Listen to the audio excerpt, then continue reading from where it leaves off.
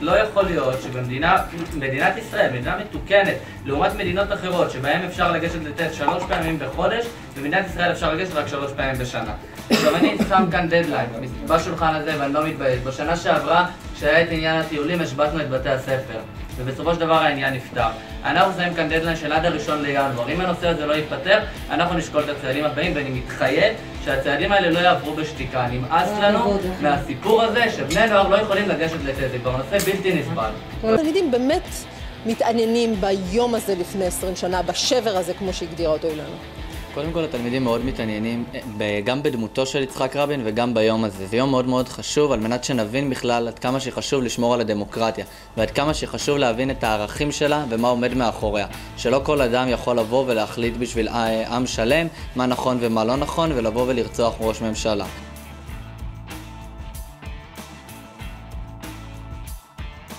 זה לא סיפור על פריפריה, דת, מזרחיות. זה סיפור על גאווה ישראלית. על הילדים שלכם. החלטתי להכיר לכם את המנהיג הבא של מדינת ישראל. הוא יראה לכם פני הנוער שכדאי שתראו. הוא מראה לכם את העתיד שלנו. אליאב בטיטו, תלמיד כיתה י"ב, בן 17 מהעיר עפולה. לומד בישיבה תיכונית וגר במחוז צפון. שלום רב. אתה יושב ראש מועצת התלמידים הארצית, ואתה בא ללמד אותנו שאף אחד עוד לא יצטער על אהבת חינם, למרות שזה לא מסוג הדברים המאוד נפוצים במקומותינו. ספר לי על היוזמה שלכם, אליאב. זה הורדת גיל הבחירה לכנסת מגיל 18 לגיל 17. זה חלק מתוך אמונה באמת שבני נוער יכולים להשפיע. נושא נוסף זה תעסוקה הוגנת בקרב בני נוער. שגם זה שמנו לב שבני נוער לא בהכרח, כשהם עובדים, לא בהכרח מקבלים את הטיפים, הטיפים הולכים למעסיק, לא משנה את כל הזכויות. אנחנו נסים קדם הצעת חוק בנושא. הורדת גיל תעודות הזהות מגיל 16 לגיל 15 שעכשיו אנחנו מורידים. קידום של תחבורה ציבורית זולה יותר בבני נוער.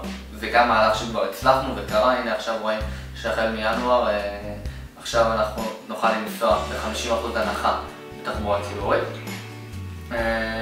בנוסף יש גם את הנושאים הלימודיים, נושאים שואלים מהשטח, לדוגמה עניין שעות האפס, שעכשיו פתרנו אותו, עשינו באמת מאבק מאוד גדול, דיברנו עם משרד החינוך, כי בעצם יש תקנה של חוזר מנכ"ל שאסור לקיים שעות אפס. אנחנו בדקנו, ראינו שבעשרות בתי ספר בכל הארץ פשוט מצפצפים על התקנה, לא באמת מתייחסים לחוזר המנכ"ל ומקיימים שעות אפס.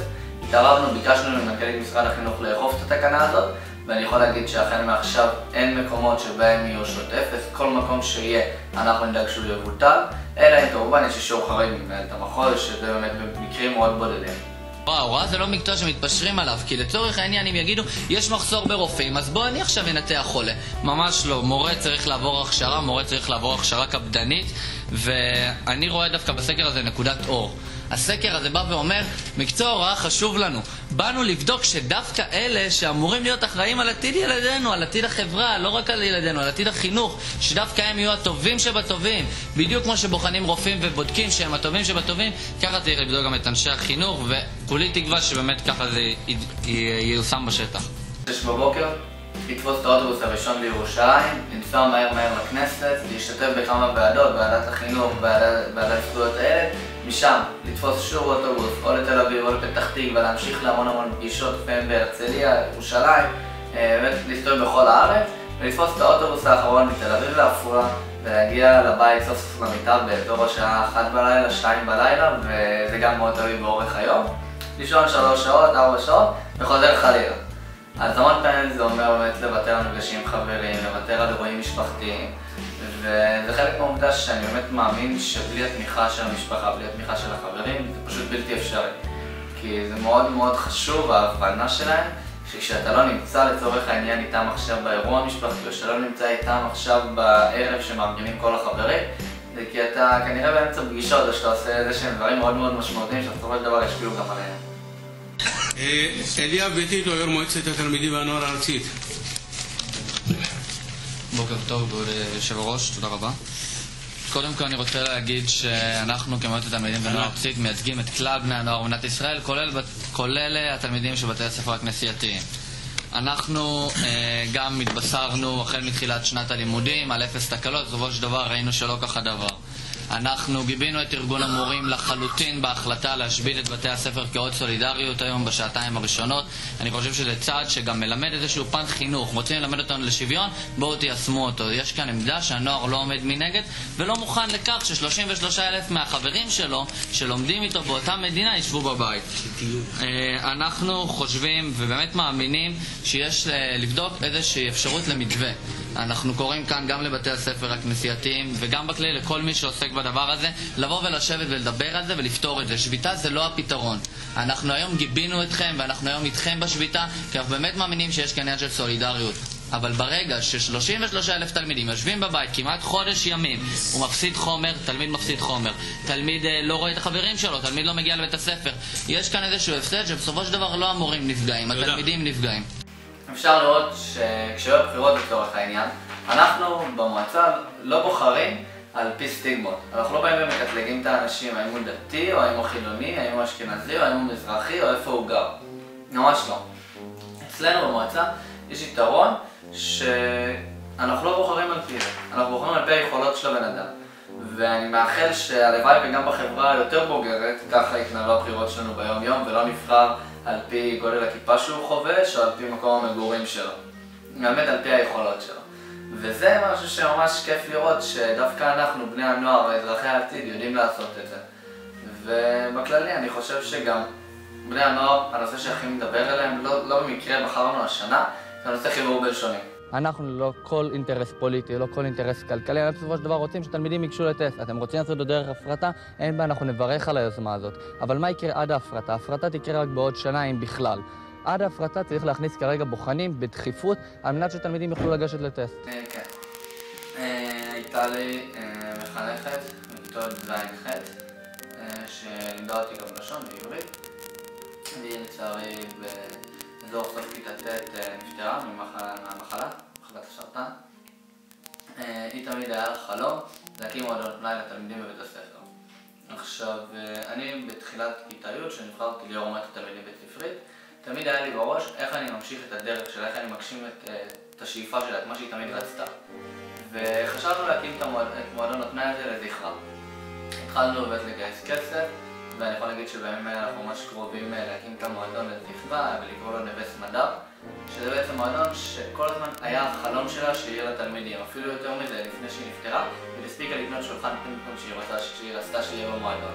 זאת אומרת, היא נפטרה ממש בשיא של התהליך, ואנחנו כאן עכשיו כדי להגשים את החלום שלה ולהנציח אותה ממש לצוואה שלה. אני יכול להגיד, אתמול לדוגמה התקשרה אליי אחותה וממש ריגשה אותי, כי היא קראה את הטור שכתבתי עליה בוויינט על סמדר, זיכרונה לברכה, ביום המורה, ובכלל הקשר האישי גם עם המשפחה שלה שמלווה אותנו עדיין תמיד כתלמידים בבית הספר, ואני חושב שזאת מחנכת שהייתה בעבורי מודל השראה לחיים, ועד היום היא מלווה אותי בכל צעד שאני עושה. זה התחיל בפעם הראשונה שפגשתי אותה. בשיעור ראשון שהיה לי איתה, היא אמרה לי, בשיעור ראשון שהיה לי איתה לא כל כך הסתדר. אוקיי, זה נגמר בזה שהיא אותי מהשיעור. על השיעור הראשון, תלמיד בכיתה ז', יום ראשון בבית הספר, כבר הספקתי לצאת מהשיעור.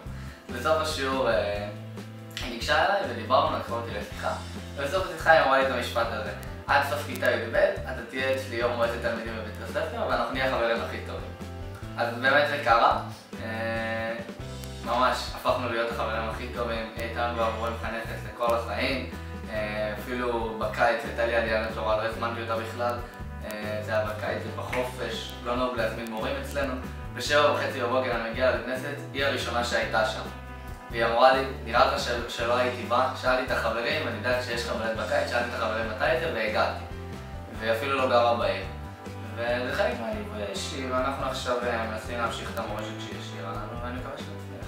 יש התייחסות לגבי מה שאמרת, שאין לנו סבלנות.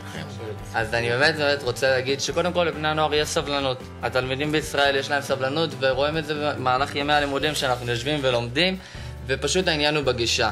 אם יפנו אלינו, ואני בטוח שבסופו של דבר לכולנו יש רצון טוב, כולנו רוצים שהמערכת תצליח. ברגע שיפנו לבני הנוער בגובה העיניים ויראו להם שמאמינים בהם, זה ישנה את כל הגישה. ולגבי חשיפה של מגמות, ממש במשפט, דובר כאן הרבה על מגמות טכנולוגיה, לחשוף את בני הנוער למגמות טכנולוגיה. אני חושב, ואנחנו באמת מאמינים בזה, שצריך את כל בני הנוער לחשוף לכל תחום. שכל נער בסופו של דבר במדינת ישראל יוכל לבחור לאן הוא מתחבר. דיברנו על פחחות, דיברנו על טכנולוגיה. נער יכול לקבל את עצמו, את ההחלטות שלו לעתיד, ואני לא חושב שיש צורך לעודד רק מצוינות. אפשר באמת לעודד מצוינות, זה דבר חשוב, ואפשר לחשוף את כולם, אבל חשוב מאוד לשלב את כל התחומים, וזהו, אז תודה לך. יפה מאוד, באמת יפה מאוד. מה אתה לומד אותנו? אני לומד ביולוגיה. יפה. אף אחד לא נולד מנהיג, אף אחד לא נולד יוזם, אף אחד לא נולד מדהים. כולם נולדים בסופו של דבר כתינוקות שמגדלים אותם. אנשים לא נולדים מנהיגים, אנשים גדלים להיות מנהיגים, אנשים גדלים להיות אנשים שאכפת להם מהאחר. וזה מה שחשוב, הכל בסופו של דבר מתחיל ונגמר בחינוך.